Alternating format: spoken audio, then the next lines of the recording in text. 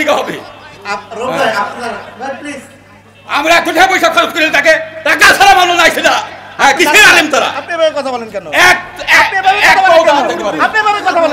ওইভাবে বলতে হবে টাকা ছাড়া মানুষ নাই সেটা এইভাবে হয় না সকালবেলা টাকা পাঠান লাগছে দাঁতকে দিছে আপনি দিছেন কথা কব আস্তে মাইক ছাড়া কাউ দেখতে দিব না তুই এনে ফোন করে ভালো লাগে এইবার ভালো লাগে পুরো ভালো এক পাও দেখতে দিব না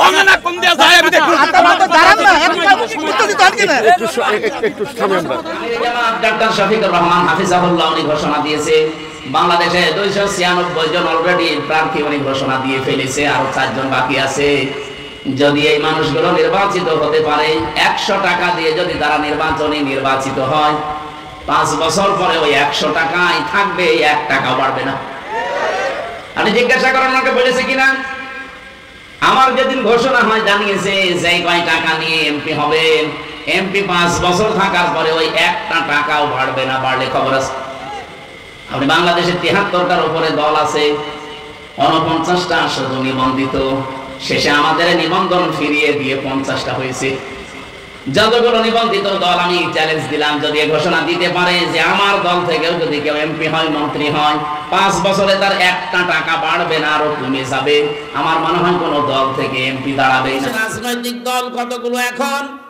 যেই দলে কোরআন নেই কোরআনের কর্মসূচি নেই ওই দলের প্রতিষ্ঠাতা যদি আমার বাবাও হয় ওই দলে আমি যাব না আমি যদি ওখানে থাকি আমাকে গোমরা বানাবে খারাপ বানাবে জাহান্নামী বানাবে কে না হামজা কে আল্লাহ নিজে দায়িত্ব নিয়ে খারাপ বানিয়ে দেবে এই জন্য আমাদের কপালে হেদায়েত জুটছে না 100 ভাগের 15 জনের জরিপটা মিথ্যা না আসলে এটাই ঠিক 100 জনের 15 জন শুধুমাত্র নবীকে আদর্শ হিসাবে একমাত্র মানে আর বাকিগুলো সব টানা নানায় আছে হ্যাঁ ওর জুব্বা আছে ওর পাগড়ি আছে ও নামাজ 5 ওয়াক্তের জায়গায় 6 ওয়াক্ত পড়ে তাহাজ্জুদ মিলে ও মনে মনে করছে আমি জান্নাত পেয়ে বসে আছি অথচ ওর যে ঈমান ভেঙে গেছে ওর টের পায় না আব্দুল্লাহ ইবনে উবাইয়ের পুরো জীবন আমি পড়ে দেখেছি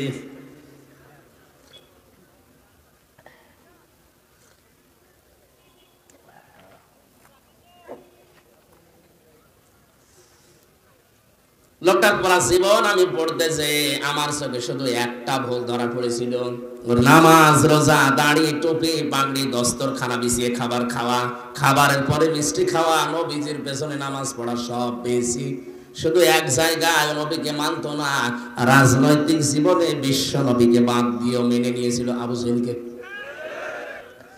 আপনার মাথা কি এখনো মগজে কাজ করে না আপনি নামাজ পড়েন সিরাজগঞ্জের বেলকুচির শেরনগর একেছেন এ গ্রাম আমার মনে হয় কুষ্টিয়ায় যে যদি শেরনগর বলেন কিয়ামতের আগে শুনবে না অথচ নামাজ পড়েছে কাবা শরীফে মসজিদে নববীতে তাও হামজার পেছনে না নামাজ পড়েছে রাসূলুল্লাহর পেছনে ওর সব ঠিক পেলাম খালি একটা জায়গায় একটু ঝামেলা রাজনৈতিক দর্শনে সে নবীকেও মানতে পারে না ওর নিজের কিছু স্বার্থের কারণে ও তলে তলে অনুসরণ করে চলতো রাজনৈতিক আদর্শ হিসাবে আবু জেহেলকে একটা মাত্র কারণে ওর জন্য কোরআনে কারিমে আল্লাহ আয়াত নাযিল করেছেন ইস্তাগফির লাহুম আও লা তাস্তাগফির লাহুম ইন তাস্তাগফির লাহুম 70 মাররাতান না তাফসীরে হাক্কানিতে আছে মুফাসসির লিখেছেন 70 মাররাতান পর্যন্ত বলার পরে ফেরেশতা জিবরাইল থেমে যায় হে নবী আপনি এর জানাজার নামাজ পড়িয়ে কবরে দেবেন থামেন এর জন্য যদি আপনি ক্ষমা চান আর না চান সমান হবে এমনকি 70 বার যদি মাফ চান আল্লাহ মাফ করবে না নবী কি বলেন ফেরেশতা কথা যা বললে এ পর্যন্তই না এর পরে আর আছে যে 70 বার মাফ চাইলে মাফ হবে না আমি নবী এর জন্য 71 বার মাফ চাবো আল্লাহ তো 71 বারের কথা বলে নাই বলেছে 70 বার কথা বলে না কেন নবীজি মনে মনে স্থির করেছিলেন যে এর জন্য আমি ক্ষমা চাবো হঠাৎ করে ফেরেশতা আয়াতের পরবর্তী অংশ শোনালেন ফালাইয়াগফিরাল্লাহু লাহুম এখানে যারা আলেম আছে ইয়াগফির এটা মজারে বর্তমান ভবিষ্যৎ প্রেজেন্ট ফিউচার এর আগে লান আছে এর আগে ফা আছে ফা 19টা অর্থে ব্যবহার হয় লাং ব্যবহার করা হয় মজারের আগে, বাংলা অর্থ দাঁড়াবে কোশ্চেন কালেও হবে না। আল্লাহ জিবরাইলকে দিয়ে গ্যারান্টি দিয়ে জানালেন, হে নবী এই লোকটা শুধু না, এই তাকান এখানে কিন্তু কা দেয়নি বা আব্দুল্লাহ বিন উবাই নামটা আল্লাহ দেয়নি, দিয়েছেন হুম। হুম বহু বছর এটা জমির, এই কারণে আয়াতটা পড়লাম।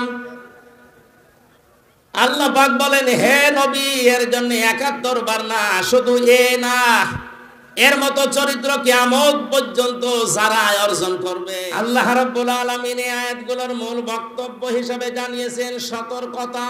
কি বলেন বলেন? যাদেরকে দিয়ে সতর্ক করবেন তাদের নাম দিয়েছেন মুরসিলিন, তারা রসুল। এখন রসুল নেই, রসুলের নায়েব আছে, তার ভেতরে আমি একজন।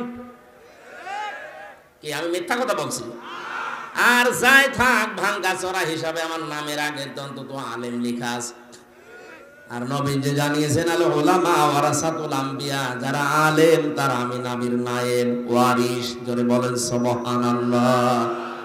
তাহলে আজকের আলোচনার বিষয় সতর্কতা। সতর্ক করার জন্য এখানে আমি বসেছি। নবী থাকলে এখানে এসে এভাবে তিনি সতর্ক করতেন, তিনি নেই, ওই দায়িত্বটা এখন আমার কাঁধে এসেছে।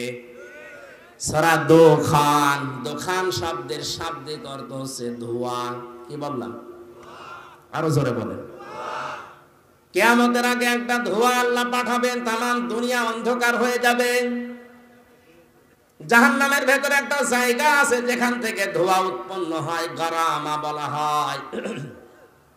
এখান থেকেই তাদখিন, যেটা বাংলায় আমরা বলি ধূমপান, বিড়ি। ধূম মানে ধোঁয়া, পান মানে খাওয়া, তাহলে ধোঁয়া খাওয়া। এটা অনেকেই মাকরু বলে উড়িয়ে দিতে পারে না, এটা যে হারাম। আয়ুহাল্লু লাহুমুত তাজ্জিবাতি ওয়া ইউহাররিমু আলাইহিমুল খাবাইস। সূরা আরাফের 157 নম্বর আয়াতের মাঝের অংশে আছে, আল্লাহ বলেন, আমি নিজেই শুধু শরীয়ত প্রণয়ন করিনি, আমার নবীকে আমি আল্লাহ শারিক বানিয়েছি। তিনিও শরীয়ত প্রণেতা, তিনি সমস্ত পবিত্র জিনিসকে হালাল করেছেন তোমাদের জন্য, আর যত অপবিত্র নাপাক অখাদ্য কুখাদ্য এগুলো হারাম করেছেন। কে বলছেন? তাহলে আয়াত দ্বারা প্রমাণ হয় নবীজি শারিক, শরীয়ত প্রণেতা। তিনি হ্যাঁ বললে হালাল, না বললে হারাম। এ কথা মানেন তো? বলেন বলেন। ধোঁয়া যারা খাচ্ছেন, বাস্তবে কিছু জিনিস তো ক্ষতি আছে। হ্যাঁ, এখানে আরেকটা মাসলা দরকার। আলেম যারা আছেন বলছি, আন্দাজে কিছু দেখলেই একবারে হারাম বলবেন না। হারাম হওয়ার জন্য কমপক্ষে 3টা শর্ত লাগবে। কয়টা?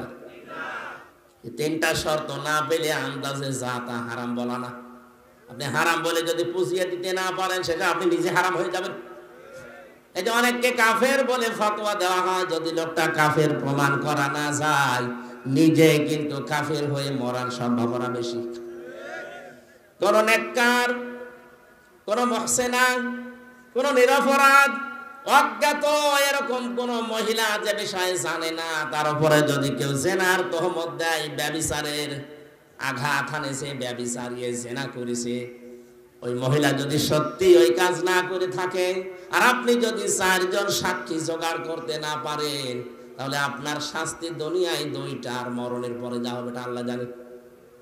সূরা নূরের 4 নম্বর আয়াতে আল্লাহ জানিয়েছেন, ওয়াল্লাযীনা ইয়ারমুনাল মুহসানাতি সুম্মা লাম ইয়াতু বিআরবা'তি শুহাদা ফাজলিদুহুম 80 ওয়ালা তাকবালু লাহুম শাহাদাতান আবাদা। এই লোকটা যদি এখন বাড়ি যেয়ে দেখে ওনার স্ত্রী ওনারে গালি দিচ্ছে, শোরের বাচ্চা, ভালো লাগবে?